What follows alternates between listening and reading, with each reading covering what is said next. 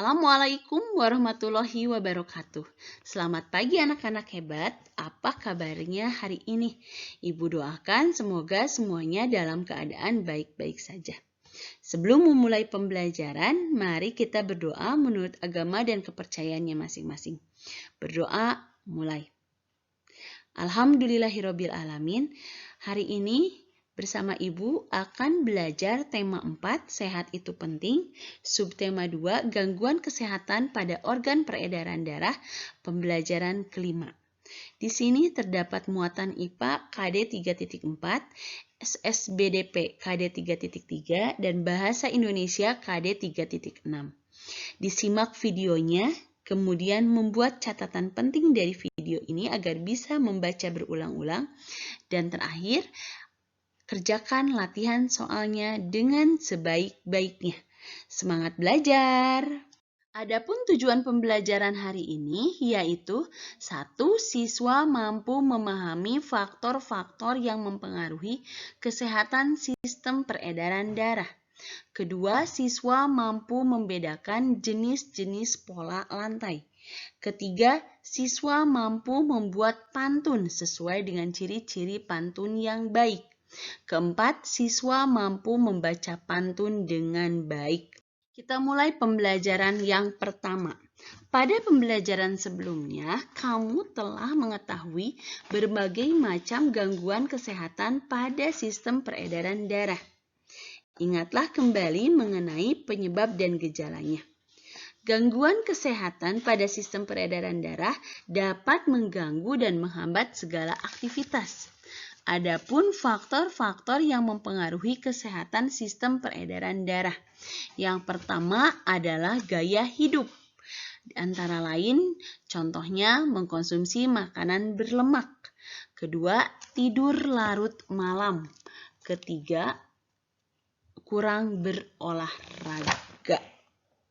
Faktor-faktor yang mempengaruhi kesehatan sistem peredaran darah yang kedua adalah jenis makanan yang dimakan.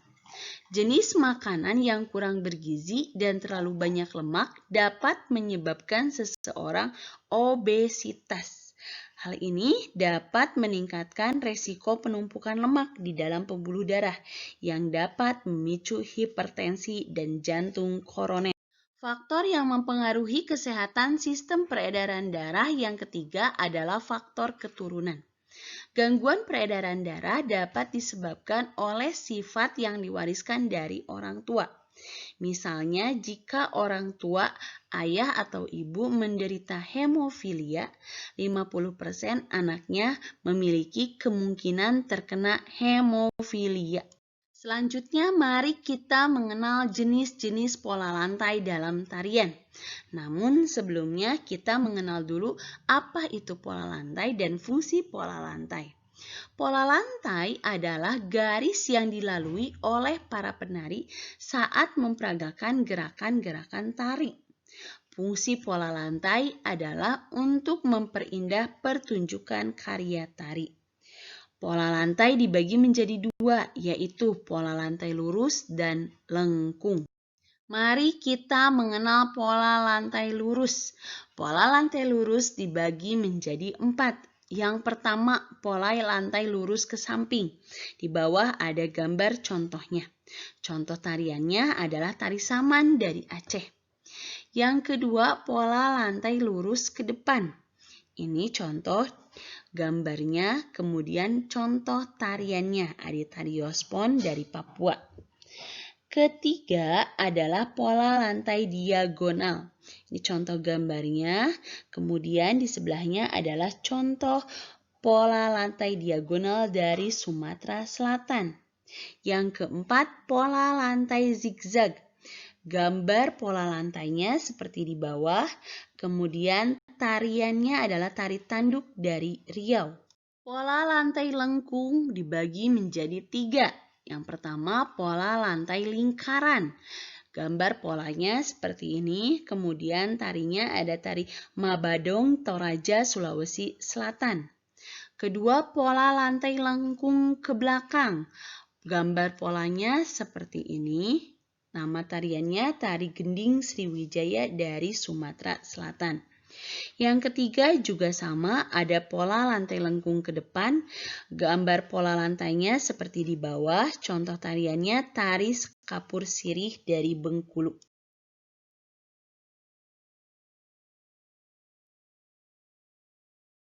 Selanjutnya kita akan mempelajari cara membuat dan membaca pantun. Namun, sebelumnya kalian sudah mengenal ciri-ciri pantun ya. Yang pertama, ciri pantun terdiri atas sampiran dan isi.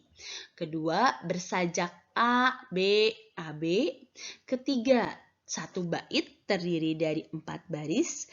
Keempat, setiap baris terdiri atas 8 sampai 12 suku kata. Nah, sekarang setelah Ibu ingatkan ciri-ciri pantun, kita dapat membuat pantun sendiri. Adapun langkah-langkah yang dapat untuk membuat pantun, yang pertama, tentukan tema pantun yang akan dibuat. Kedua, tentukan jenis pantun yang akan dibuat. Ketiga, buatlah bagian isi pantun terlebih dahulu. Dan keempat, buatlah bagian sampiran pantun. Ingat, ada catatan di sebelah kanan Ibu, yaitu pastikan akhiran atau sajak yang digunakan pada bagian sampiran dan isi sesuai. Maksudnya apa? Maksudnya yaitu baris pertama, sajaknya harus sama dengan baris ketiga. Sedangkan sajak pada baris kedua harus sama dengan baris keempat. Alhamdulillahirabbil alamin. Pembahasan mengenai tema 4, sehat itu penting, subtema 2, pembelajaran 5 telah selesai kita bahas. Semoga dapat dipahami. Namun, jika masih belum bisa dipahami, videonya bisa diulang-ulang ya. Dan jangan lupa buat catatan yang penting agar bisa dibaca setiap saat. Setelah itu, setelah paham, kalian bisa mengerjakan latihan soalnya. Latihan soalnya ada 1 sampai 3. Selamat mengerjakan. Terima kasih atas perhatiannya terhadap pembelajaran kali ini. Wassalamualaikum warahmatullahi wabarakatuh.